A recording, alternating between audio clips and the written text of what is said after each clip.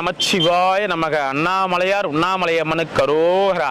இன்றைய அன்னதானம் அண்ணாமலையார் உண்ணாமலையம்மன் சார்பான அன்னதானம். அண்ணாமலையார் உண்ணாமலையம்மன் சார்பானனா நம்ம கிட்ட பேர் சொல்லாதீங்க, அன்னதானம் கொடுத்துருங்க அப்படின்னு நம்ம கிட்ட கொடுத்தவங்க இவங்க எல்லாத்தையும் ஒன்னா போட்டு இன்னைக்கு அன்னதானம் கொடுக்குறோம்.